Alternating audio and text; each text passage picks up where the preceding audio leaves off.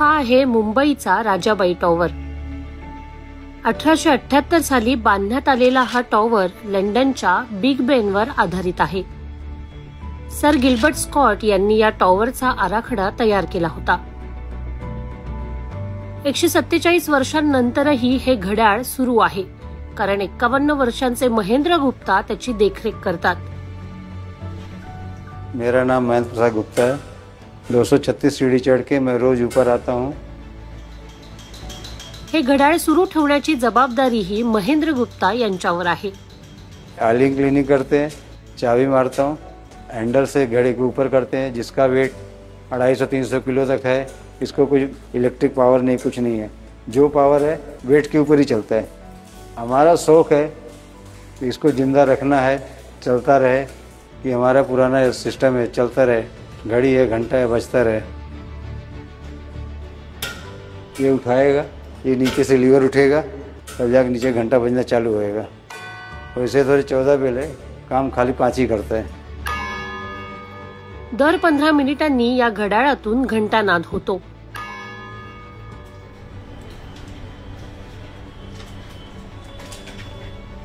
$280 फूट उंच राजाबाई टॉवरच्या वरच्या टोकापर्यंत आम्हाला पोहोचायचंय, म्हणजेच घड्याळापर्यंत पोहोचायचंय, ज्यासाठी जवळपास 240 पायऱ्या आम्हाला चढाव्या लागणार आहेत।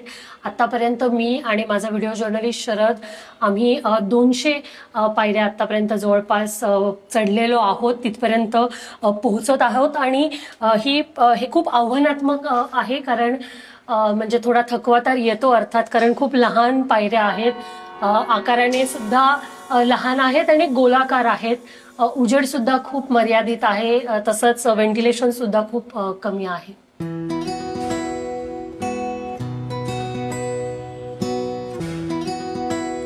घड़ी रोज चलेगी, घड़ी में कभी कुछ फंस गया, कबूतर या चूहा कभी कुछ फंस जाता है। अभी नेक्स्ट टाइम चूहा फंस गया था तो फिर आके निकाले, वो भी मर गया।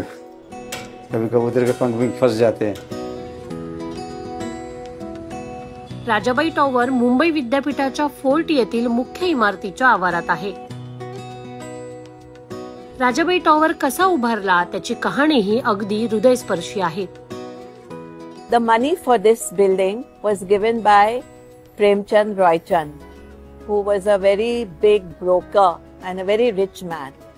His mother Rajabai was blind and she had to eat before it became dark. That is the story. So he designed and built and organized a clock that chimes so that she could know the time. And that is why the idea to Gilbert Scott came that they must design a clock. It became a very, very important monument. Mumbai में सबसे ऊंचा monument था for many, many years. –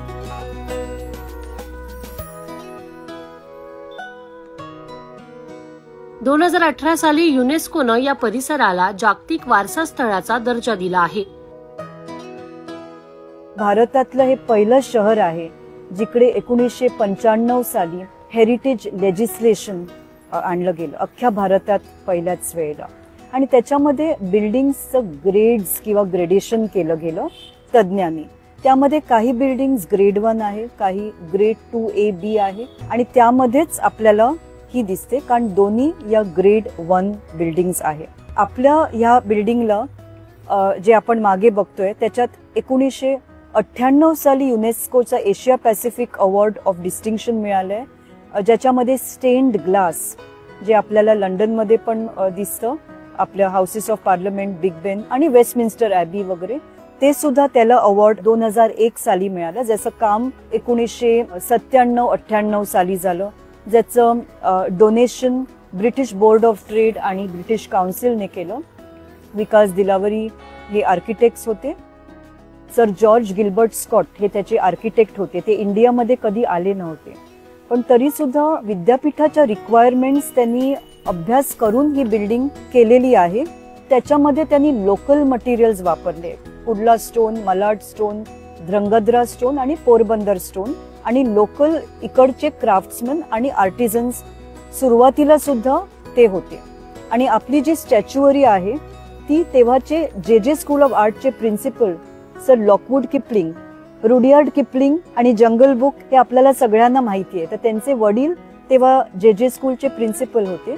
तर त्यांचे जे विद्यार्थी होते त्यांनी हे स्टॅच्यूज आणि हे कोरीव काम, जे सुंदर स्टॅच्यूज आपल्याला भोवती दिसतात ते बांधले. तर तेव्हापासून हा दूरदृष्टीने विचार करूनच ही बिल्डिंग बांधलेली आहे.